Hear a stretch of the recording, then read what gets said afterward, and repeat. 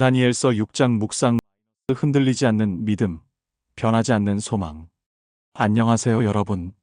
오늘 우리가 함께 묵상할 말씀은 다니엘서 6장입니다.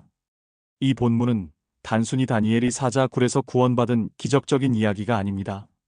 이것은 오늘 우리가 살아가는 현실 속에서 어떻게 흔들리지 않는 믿음을 가질 수 있는지, 그리고 어떤 상황에서도 변하지 않는 소망을 품을 수 있는지를 보여주는 놀라운 메시지입니다. 우리는 매일 크고 작은 선택의 순간들을 만나게 됩니다. 때로는 우리의 신념과 세상의 요구가 충돌할 때가 있죠. 그럴 때 우리는 어떤 선택을 해야 할까요?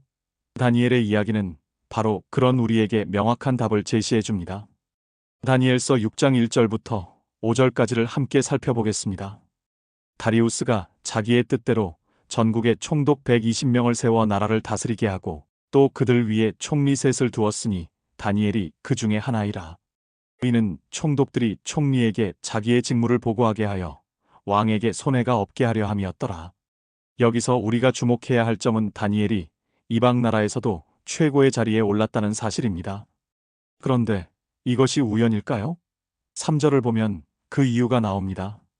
다니엘은 마음이 민첩하여 총리들과 총독들 위에 뛰어나므로 왕이 그를 세워 전국을 다스리게 하려 하니라. 마음이 민첩하여라는 표현은 단순히 머리가 좋다는 뜻이 아닙니다. 원어로는 루아흐 야티라인데 이는 뛰어난 영이라는 의미입니다. 다니엘 안에는 하나님께서 주신 탁월한 영이 있었던 것이죠. 우리가 살아가면서 때로는 왜 나는 다른 사람들보다 뒤처지는 것 같을까? 라는 생각을 할 때가 있습니다. 하지만 다니엘의 모습을 통해 우리는 중요한 진리를 발견하게 됩니다. 진정한 탁월함은 세상의 기준에서 나오는 것이 아니라 하나님께서 우리 안에 두신 그 영으로부터 나온다는 것입니다.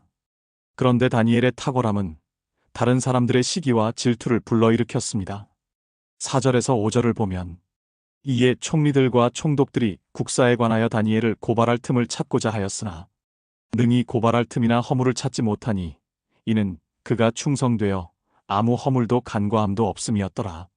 그 사람들이 이르되 이 다니엘에 대하여 고발할 틈을 찾지 못하리니 그의 하나님의 율법에 관하여 그를 고발할 틈을 찾을까 하니라 하고, 여기서 우리는 놀라운 사실을 발견하게 됩니다. 다니엘의 대적들이 그를 고발하려고 아무리 찾아봐도 흠잡을 데가 없었다는 것입니다. 그래서 결국 그들이 찾아낸 유일한 약점은 바로 그의 하나님께 대한 충성이었습니다. 이것이 우리에게 주는 메시지는 무엇일까요? 우리가 하나님을 믿고 따르는 삶을 살아간다면 우리의 유일한 약점은 바로 하나님께 대한 사랑이 될 것이라는 점입니다. 세상 사람들이 우리를 비난할 때 저 사람의 문제는 너무 하나님만 믿는다는 것이야 라고 말할 수 있다면 그것은 오히려 우리가 올바른 길을 가고 있다는 증거가 아닐까요?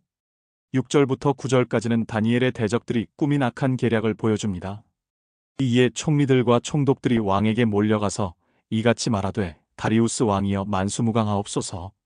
나라의 모든 총리와 지방관과 총독과 법관과 관원이 의논하고 왕에게 한 법령을 세우며 한 금령을 정하실 것을 구하나이다. 곧 이제부터 30일 동안에 누구든지 왕 외에 다른 신이나 사람에게 무엇을 구하면 사자 굴에 던져넣기로 하옵소서. 이들의 계략은 교묘했습니다. 왕의 자존심을 자극하여 자신들의 목적을 달성하려 했던 것입니다. 그들은 모든 관원이 의논했다고 거짓말을 했지만 실제로는 다니엘은 이 회의에 참석하지도 않았을 것입니다. 여기서 우리가 배울 수 있는 것은 세상의 유혹이 얼마나 교묘한가 하는 점입니다.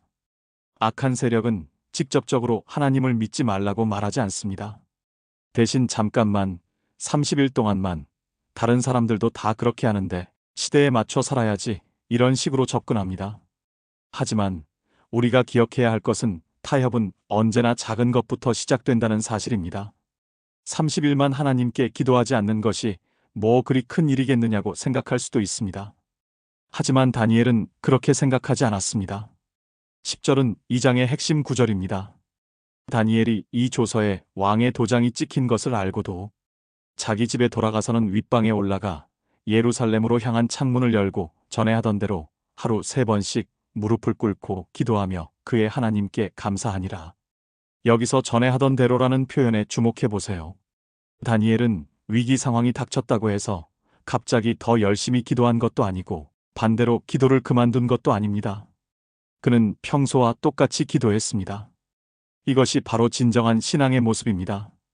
환경이 좋을 때나 나쁠 때나 사람들이 지켜보든지 아니든지 법으로 금지되든지 아니든지 상관없이 일관된 모습을 보이는 것입니다. 다니엘은 세 가지 선택을 할 수 있었습니다. 첫째, 30일 동안만 기도를 중단하는 것. 많은 사람들이 이것을 지혜로운 선택이라고 생각할 수도 있습니다. 목숨이 더 소중하지 않느냐, 살아남아서 나중에 더 큰 일을 하면 되지 않겠느냐고 말이죠. 둘째, 남들 보지 않는 곳에서 몰래 기도하는 것. 창문을 닫고 소리내지 않고 기도할 수도 있었을 것입니다. 셋째, 지금까지 해왔던 대로 당당하게 기도하는 것. 다니엘은 세 번째를 선택했습니다. 그리고 이 선택이야말로 우리에게 가장 큰 교훈을 줍니다. 우리는 때로 상황이 어려우니까 잠깐만 타협하자, 사람들이 보고 있으니까 조심하자는 생각을 합니다. 하지만 다니엘은 우리에게 보여줍니다. 진정한 신앙은 타협하지 않는 것, 환경에 흔들리지 않는 것, 그리고 하나님만을 의지하는 것임을 말입니다. 더욱 주목할 점은 다니엘이 기도하며 감사했다는 것입니다. 죽음의 위협 앞에서도 그는 하나님께 감사했습니다. 이것은 단순한 긍정적 사고가 아닙니다. 이것은 하나님의 주권에 대한 절대적 신뢰에서 나오는 감사입니다. 11절부터 17절까지를 보면 다니엘이 결국 사자굴에 던져지는 과정이 나옵니다. 그 무리들이 모여서 다니엘이 자기 하나님 앞에 기도하며 간구하는 것을 발견하고 왕이 이 말을 듣고 심히 근심하여 다니엘을 구원하려고 마음을 쓰며 해가 질 때까지 그를 건져내려고 힘썼으나 여기서 우리는 흥미로운 대조를 봅니다. 다니엘의 원수들은 그를 고발하기 위해 모여서 감시했지만 왕은 다니엘을 구원하기 위해 심히 근심하며 노력했습니다. 때로 우리 주변에도 우리를 넘어뜨리려고 기회를 노리는 사람들이 있을 수 있습니다. 하지만 동시에 우리를 도우려고 하는 사람들도 있습니다. 그리고 무엇보다 하나님께서는 우리를 사랑하시고 돌보십니다. 왕이 다니엘에게 한 말을 주목해 보세요. 다니엘아, 내가 항상 섬기는 내 하나님이 너를 구원하시리라. 이 말은 믿지 않는 왕조차도 다니엘의 신앙을 인정했음을 보여줍니다. 다니엘의 삶은 그 자체가 하나님의 존재와 능력을 증명하는 산 증거였던 것입니다. 우리의 삶도 그런 삶이어야 하지 않을까요? 우리 주변에 믿지 않는 사람들조차도 그 사람의 하나님은 정말 살아계신 것 같다고 말할 수 있는 그런 삶 말입니다. 18절부터 23절은 이 이야기의 클라이맥스입니다. 이에 왕이 궁에 돌아가서는 밤이 새도록 금식하고 그 앞에 오락물을 그치고 잠자기를 마다하니라. 왕이 새벽에 일어나 급히 사자굴로 가서 다니엘을 부르며 슬픈 소리로 말하되 살아계신 하나님의 종 다니엘아, 내가 항상 섬기는 내 하나님이 사자들에게서 너를 구원하실 수 있었느냐 하니 여기서 우리는 놀라운 역전을 봅니다. 밤새 잠 못 이룬 사람은 다니엘이 아니라 왕이었습니다.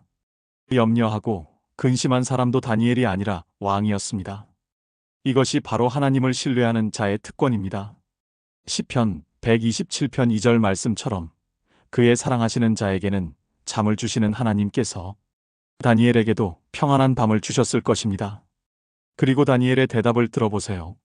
다니엘이 왕에게 말하되 왕이여 만수무강하옵소서.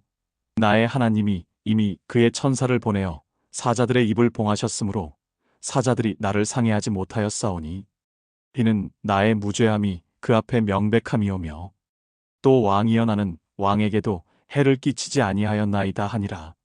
다니엘은 생사의 갈림길에서도 왕에게 예의를 갖춰 인사했습니다. 그리고 자신을 구원하신 하나님을 증거했습니다. 더 나아가 자신이 왕에게 반역한 것이 아니라 오히려 충성한 것임을 분명히 했습니다. 이것이 진정한 신앙인의 모습입니다. 기적적인 구원을 받은 후에도 교만하지 않고 오히려 더욱 겸손하게 하나님을 증거하는 것입니다.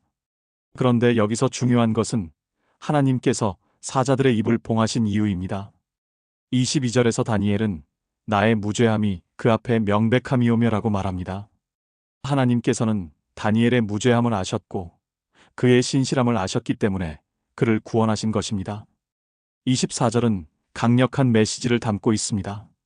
왕이 명령하여 다니엘을 무고한 그 사람들을 끌어오게 하고 그들을 그들의 처자들과 함께 사자 굴에 던져넣게 하였더니 그들이 굴 밑에 닿기도 전에 사자들이 그들을 움켜서 그 뼈까지도 부서뜨렸더라. 이 구절을 읽으면서 어떤 사람들은 너무 잔인한 것 아니냐고 생각할 수도 있습니다. 하지만 이것은 단순한 복수가 아닙니다. 이것은 하나님의 공의가 실현되는 모습입니다. 악한 자들이 사자 굴 밑에 닿기도 전에 사자들에게 찢어졌다는 것은 무엇을 의미할까요? 이것은 사자들이 배가 고프지 않아서 다니엘을 해치지 않은 것이 아님을 보여줍니다. 사자들은 여전히 사자들이었지만 하나님께서 기적적으로 다니엘을 보호하셨던 것입니다. 우리가 살아가면서 때로는 악한 사람들이 형통하고 의로운 사람들이 고난받는 것을 보며 답답할 때가 있습니다. 하지만 다니엘서 6장은 우리에게 분명히 말해줍니다. 하나님의 공의는 반드시 실현된다고 말입니다. 때로는 우리 눈으로 당장 보이지 않을 수도 있지만 하나님께서는 모든 것을 보고 계시고 공정하게 판단하십니다. 25절부터 27절까지는 이 이야기의 아름다운 결말을 보여줍니다. 이에 다리우스 왕이 온 땅에 사는 모든 백성과 나라들과 각 언어를 말하는 자들에게 조서를 내려 이르되 원하건대 많은 평안이 너희에게 있을지어다. 내가 이제 조서를 내리노니 내 나라 관할 아래에 있는 모든 곳에서 사람들이 다니엘의 하나님 앞에서 떨며 두려워할지니 그는 살아계신 하나님이시요 영원히 변하지 아니하실 이시며 그의 나라는 멸망하지 아니할 것이요 그의 권세는 무궁할 것이며 그는 구원도 하시며 건져내기도 하시며 하늘에서든지 땅에서든지 이적과 기사를 행하시는 이로써 다니엘을 사자의 입에서 건져내셨음이니라 하였더라. 이 조서는 단순한 왕의 명령이 아닙니다. 이것은 하나님께서 이방 왕의 입술을 통해 선포하시는 복음입니다. 주목해보세요. 왕은 하나님을 살아계신 하나님, 영원히 변하지 아니하시는 이 나라가 멸망하지 아니할이라고 고백합니다. 이것은 바로 다니엘의 신앙 고백이기도 했습니다. 다니엘 한 사람의 신실한 삶이 온 제국에 하나님의 이름을 알리는 결과를 가져온 것입니다. 이것이 바로 우리가 추구해야 할 삶의 목표가 아닐까요? 우리 한 사람 한 사람이 신실하게 살아갈 때 그것이 우리 주변에, 우리 사회에, 그리고 더 나아가 이 세상에 하나님의 영광을 드러내는 통로가 될 수 있다는 것입니다. 이제 다니엘서 6장의 메시지를 우리의 현실에 적용해 보겠습니다. 우리 각자의 삶에도 사자 굴이 있습니다. 그것은 직장에서의 부당한 요구일 수도 있고 학교에서의 왕따나 차별일 수도 있습니다. 가정에서의 갈등이나 경제적 어려움일 수도 있고 건강상의 문제나 인간관계의 상처일 수도 있습니다. 그런데 중요한 것은 이런 사자 굴 앞에서 우리가 어떤 선택을 하느냐입니다. 첫째, 다니엘처럼 일관된 신앙을 유지하는 것입니다. 다니엘은 고위직에 있으면서도 위기 상황에서도 변함없이 하루 3번 기도했습니다. 우리도 어떤 상황에서든 하나님과의 관계를 최우선으로 삼아야 합니다. 요즘 많은 그리스도인들이 바쁘다는 이유로 기도와 말씀 읽기를 소홀히 합니다. 주일 예배도 일이 있다. 아이들 학원 때문에라는 이유로 자주 빠집니다. 하지만 다니엘의 모습을 보세요. 그는 나라 전체를 관리하는 총리였음에도 불구하고 기도 시간을 지켰습니다. 우리의 신앙이 환경에 따라 좌우된다면 그것은 진정한 신앙이 아닐 수 있습니다. 날씨 좋을 때만 피는 꽃이 아니라 추운 겨울에도 푸르름을 유지하는 소나무 같은 신앙을 가져야 합니다.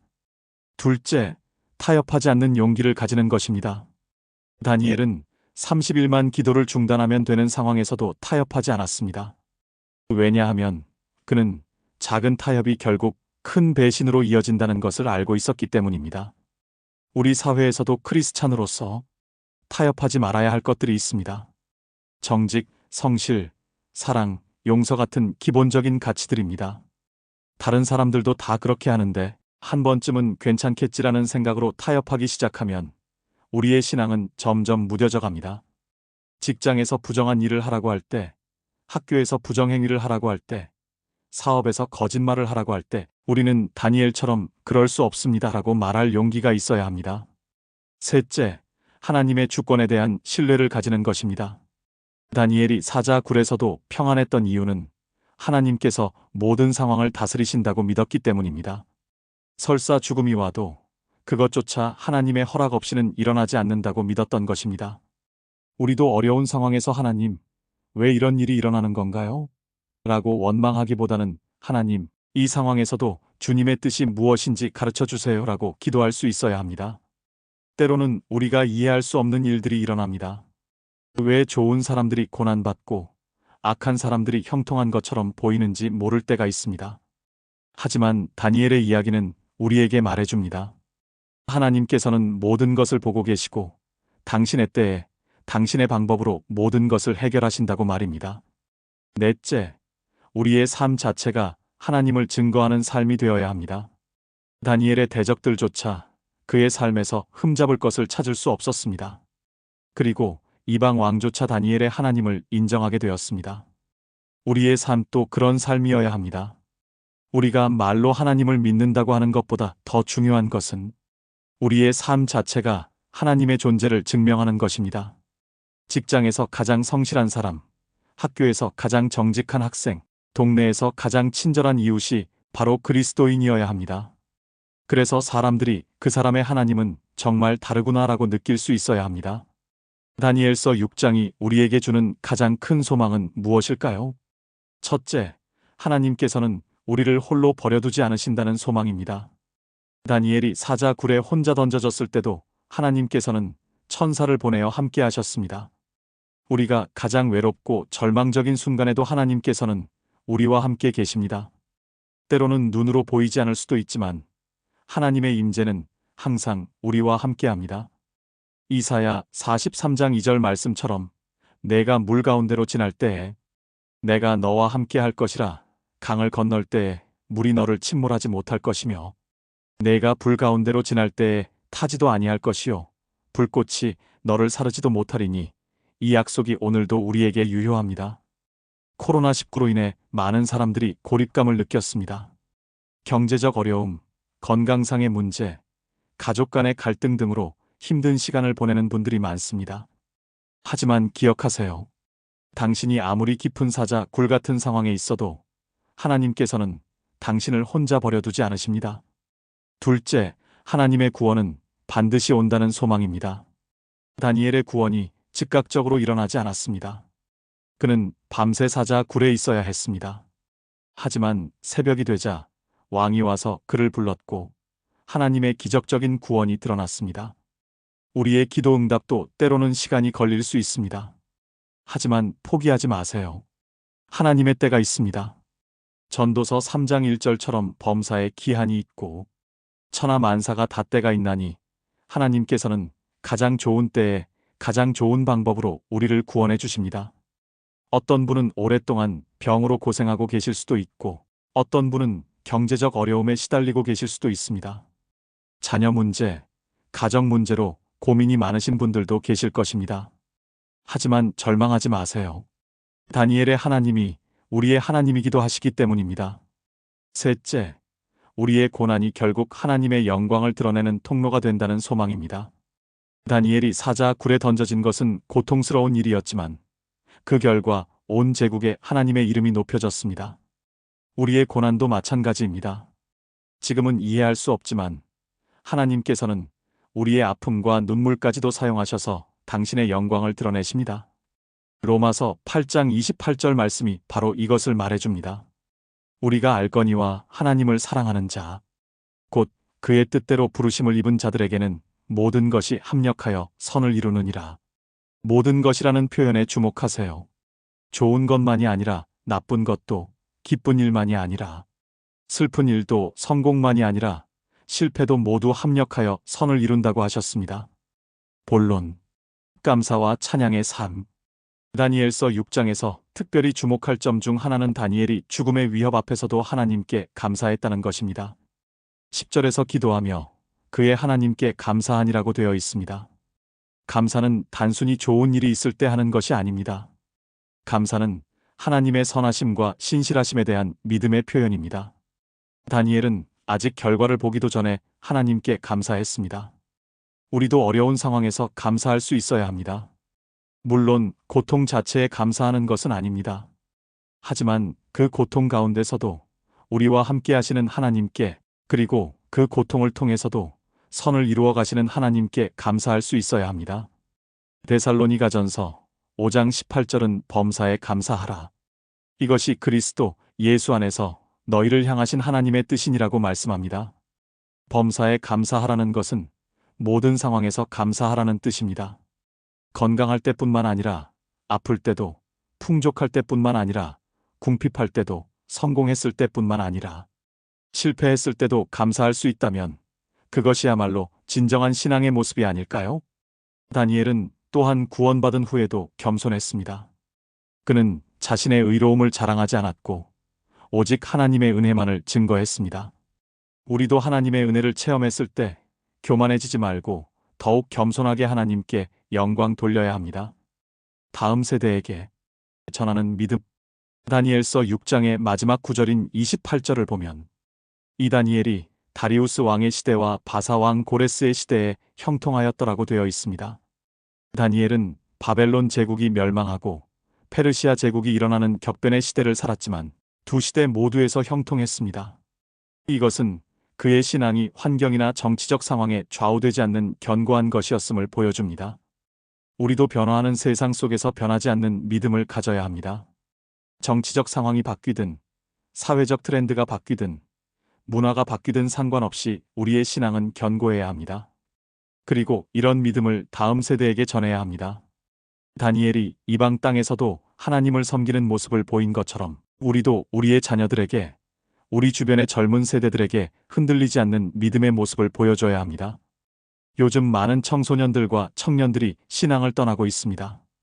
그 이유 중 하나는 그들이 본 기성세대의 신앙이 일관성이 없었기 때문일 수도 있습니다. 교회에서는 한 모습, 세상에서는 다른 모습을 보이는 어른들을 보면서 실망했을 수도 있습니다. 하지만 다니엘처럼 일관된 믿음의 모습을 보인다면 다음 세대들도 저런 신앙을 갖고 싶다고 생각하게 될 것입니다. 우리의 자녀들이, 우리 주변의 젊은 세대들이 우리를 보면서 우리 부모님, 선생님, 선배의 하나님은 정말 살아계신다고 고백할 수 있도록 해야 합니다. 결론, 오늘부터 시작하는 다니엘의 삶. 사랑하는 여러분, 다니엘서 6장의 메시지는 과거의 이야기가 아닙니다. 이것은 오늘 우리에게 주시는 하나님의 현재적 메시지입니다. 우리 각자에게 주어진 사자, 굴 같은 상황들이 있을 것입니다. 그것이 무엇이든 두려워하지 마세요. 다니엘의 하나님이 우리의 하나님이시기 때문입니다. 오늘부터 다니엘처럼 살아가세요. 첫째, 매일 일정한 시간에 하나님께 기도하세요. 바쁘다는 핑계, 피곤하다는 핑계로 기도를 소홀히 하지 마세요. 다니엘처럼 전에 하던 대로 꾸준히 기도하세요. 둘째, 세상의 유혹에 타협하지 마세요. 한 번쯤은 다른 사람들도 다 그렇게 하는데 라는 생각으로 양심을 저버리지 마세요. 작은 것에서부터 신실하세요. 셋째, 어떤 상황에서도 하나님께 감사하세요. 좋은 일이 있을 때뿐만 아니라 어려운 일이 있을 때도 하나님의 선하심을 믿고 감사하세요. 넷째, 여러분의 삶 자체가 하나님을 증거하는 삶이 되도록 하세요. 말로만 하나님을 믿는다고 하지 말고 삶으로 하나님을 증명하세요. 다니엘서 6장 26절에서 다리우스 왕이 고백한 대로 우리의 하나님은 살아계신 하나님이시요 영원히 변하지 아니하실 이시며 그의 나라는 멸망하지 아니할 것이요 그의 권세는 무궁하신 분입니다. 이 하나님을 믿고 의지하여 살아가는 우리에게는 어떤 사자굴도 두렵지 않습니다. 왜냐하면 우리와 함께 하시는 분이 온 우주를 다스리시는 하나님이시기 때문입니다. 오늘 이 말씀을 들으신 여러분 모두가 다니엘과 같은 믿음으로, 다니엘과 같은 용기로, 다니엘과 같은 신실함으로 살아가시기를 축복합니다. 어떤 상황에서도 흔들리지 않는 믿음, 환경에 좌우되지 않는 신앙, 그리고 하나님만을 바라보는 소망을 가지고 살아가시기 바랍니다. 그래서 여러분의 삶을 보는 모든 사람들이 여러분의 하나님을 보게 되고 여러분의 신앙을 통해 하나님의 영광이 드러나게 되기를 주님의 이름으로 축복합니다. 오늘 다니엘서 6장 말씀을 묵상해 보았습니다. 이 말씀이 여러분의 마음에 깊이 새겨져서 어려운 순간마다 위로가 되고 힘이 되기를 바랍니다. 여러분도 다니엘처럼 하나님을 신뢰하며 살아가세요. 그러면 반드시 하나님께서 여러분의 삶을 통해 당신의 영광을 드러내실 것입니다. 다음 시간에도 더 좋은 말씀으로 여러분과 만나 뵙겠습니다. 구독과 좋아요, 그리고 댓글로 여러분의 은혜 받은 간증을 나눠주세요. 하나님의 평안이 여러분과 여러분의 가정에 함께하기를 축복하며 이만 마치겠습니다. 감사합니다.